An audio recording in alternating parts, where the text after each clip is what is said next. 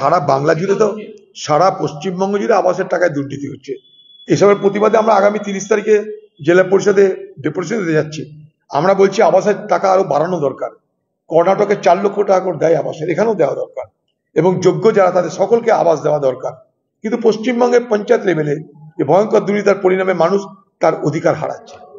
যতদিন পশ্চিমবঙ্গে তৃণমূল নামক এবং তৃণমূল সরকার আছে এবং তার মুখ্যমন্ত্রীরা আছে, এই পার্টি রাজত্ব করছে, এগুলো নিত্যনৈমিত্তিক ঘটনা বলে আপনারা অভ্যাস করে নিন।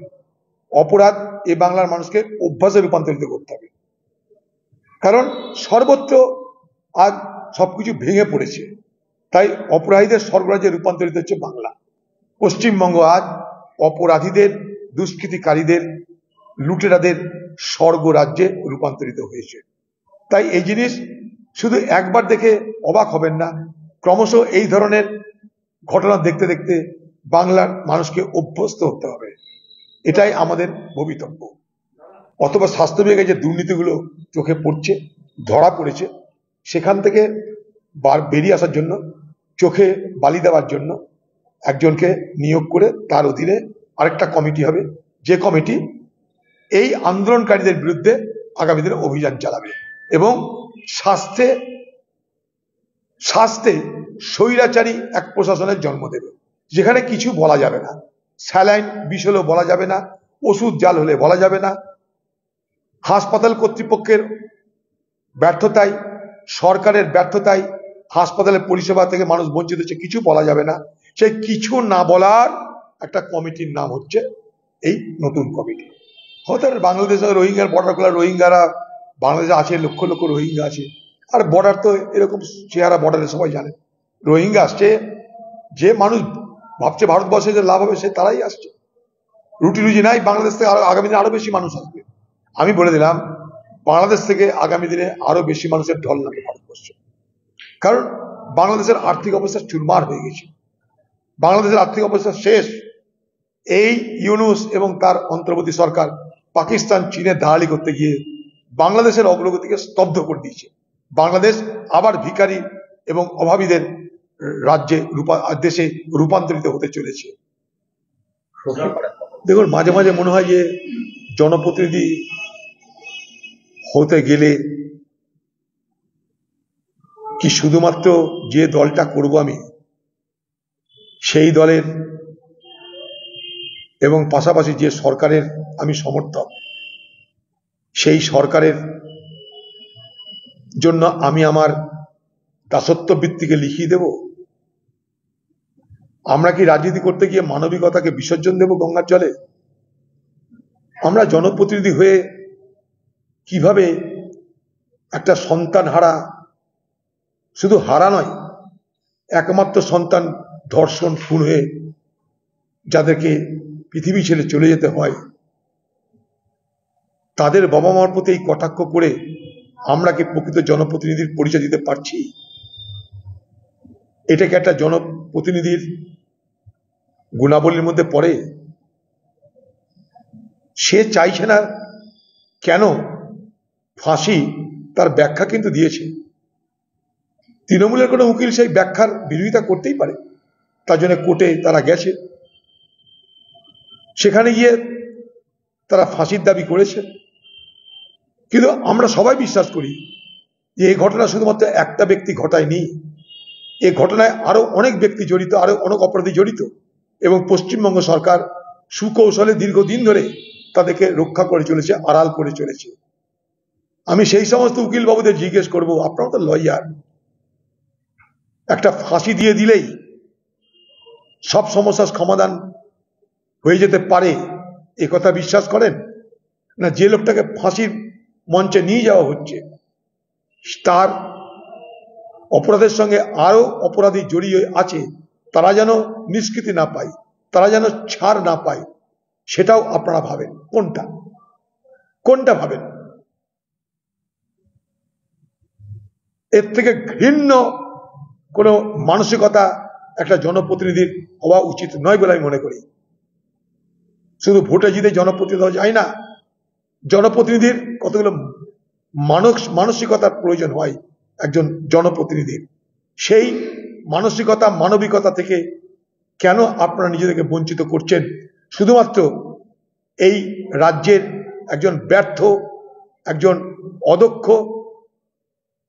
দুর্নীতির সহায়তাকারী, অপরাধের সহায়তাকারী একজন মুখ্যমন্ত্রীর স্বার্থে কেন আপনারা সব মানবিকতা আপনারা জলাঞ্জলি দিচ্ছেন? আমি আপনি প্রত্যেকে কিন্তু মায়ের পিতার দয়াতে এই জীবনে এসেছি, ভুলে যাবেন না। সেই মাতা পিতার প্রতি এই নিষ্ঠুর বক্তব্যের পরিণাম। শতাধিক গ্রুপ ডি স্টাফ নিয়োগ নেতাদের, এবার নেতারাই নিয়োগ করতে। দেখুন, আজকে একটু আগে যে শিক্ষার কথা বললেন, আগে ছিল এসএসসি, তারপরে আসতো স্কুলের বোর্ড, মানে স্কুলের প্রত্যেকটা পরিচালন বোর্ড চাকরির ক্ষেত্রে। লুট করার জন্য, চুরি করার জন্য সেই পদ্ধতি পাল্টে মধ্যশিক্ষা পর্ষদ চলে এলো। এবারও যেখানে যেখানে প্রয়োজন চুরি বাটপারি করার, সেখানে নিয়ম বদলে, পরিকাঠামো বদলে তার দলের লোকদেরকে চুরি করার রাস্তা সুগম করার জন্য, দুর্নীতির রাস্তা সুগম করার জন্য পশ্চিমবঙ্গ সরকারের এগুলো বিধি ব্যবস্থা। ছি। আমি এর আগে অভিযোগ করেছিলাম, মনে আছে আপনাদের, কোভিডের সময় যখন ছাত্রছাত্রীরা স্কুলে আসতে পারতো না, সেই সময়ও নিয়ম ছিল যে শুকনো খাবার বাড়ি বাড়ি পৌঁছে দেওয়ার, সেই সমস্ত বাচ্চা বাচ্চা ছেলে মেয়েদের বাড়িতে পৌঁছে দেওয়ার। এ রাজ্য সরকার কি করেছিল? তৃণমূল কি করেছিল? তৃণমূলের নেতারা কি করেছিল? হাজার হাজার টন খাবার যা শিশুদের জন্য বরাদ্দ ছিল, সেই খাবার তারা বাজারে বেচেছিল। আজকে মিড ডে মিল কাদের জন্য? শিশুদের খাবার, সেখানেও কেন ভাগ মারা হয়? তারা তো আমাদের ভবিষ্যৎ প্রজন্ম। কংগ্রেসের আমলে আমরা রান্না করা খাবার পরিবেশনের জন্য ব্যবস্থা করেছিলাম মিড ডে মিলে। মনে রাখবেন, কংগ্রেসের আমলে, ইউপিএর আমলে আমরা যে ব্যবস্থা করেছিলাম, সেই ব্যবস্থায় 14 কোটি শিশু এই খাবার পেত। কোভিডের সময়তেও তাদের জন্য খাদ্য বরাদ্দ হয়েছিল। এ বাংলায় শিশুরা কোভিডের সময়তেও খাবার পায়নি, এখনো খাবার পাচ্ছে না। আর কত নিচে নামতে দেখব আমরা এই সরকারকে? দেখুন, পশ্চিমবঙ্গ সরকার আজকে বাংলার বেকার যুবক যুবতীদের নিয়ে দুর্নীতির কারণে যে জুয়া খেলাটা খেললো, সেই দুর্নীতির জুয়া খেলার শিকার হলো বাংলার 26,000 শিক্ষক শিক্ষিকা। পড়াশোনা করে মাথার ঘাম পায়ে ফেলে তাদের বাবা মায়ের সহযোগিতায় তারা শিক্ষা অর্জন করে আজ বঞ্চিত। তার কারণ, পশ্চিমবঙ্গ নামক রাজ্যে শিক্ষার দপ্তরের মতন দপ্তরে যে দুর্নীতি হয়েছে, হিমালয় প্রমাণ দুর্নীতি, যে দুর্নীতির সঙ্গে ভারতবর্ষের আর কোন রাজ্যের তুলনা চলে না, সেই দুর্নীতির শিকার তারা। তাদের বয়স বেড়ে যাচ্ছে, তারা জানে না তাদের ভবিষ্যতের জন্য কি অনিশ্চয়তা অপেক্ষা করছে। পশ্চিমবঙ্গ সরকার যদি প্রকৃতই আপনারা মানুষের সরকার হয়ে থাকেন, তাহলে মানুষের ভবিষ্যতের কথা ভেবে, যুবক যুবতীদের কথা ভেবে এই সমস্যার দ্রুত সমাধান করুন। কথায় কথায় আমরা সবাই কোর্টে যাচ্ছি, কারণ আজকে সরকারের কোনো ভূমিকা নেই কোনো সমস্যার সমাধানে। তাই আজকে যুবক যুবতীরা তারা কোর্টে যেতে বাধ্য হচ্ছে, কোর্টের কাছে বিচার যেতে বাধ্য হচ্ছে। সেই কোর্টের সঙ্গে অসহযোগিতা করছে রাজ্যের সরকার। পশ্চিমবঙ্গের পুলিশের ডিজি সাহেব তো মাঝখানে পুলিশকে গুলি করে মারার জন্য উত্তর দিনাজপুর গেলেন, তাকে আসামিকে বাংলাদেশ ঢোকার আগে গুলি চালিয়ে হত্যা করে দিলেন। তিনি বলেছিলেন যে পুলিশের উপরে কেউ যদি একটা গুলি চালায় তাহলে 4টে গুলি চালাবো। তো সিউড়িতে তার দায়িত্ব পুলিশকে যারা মারছে 1 চর, তাদেরকে 4 চর মারা।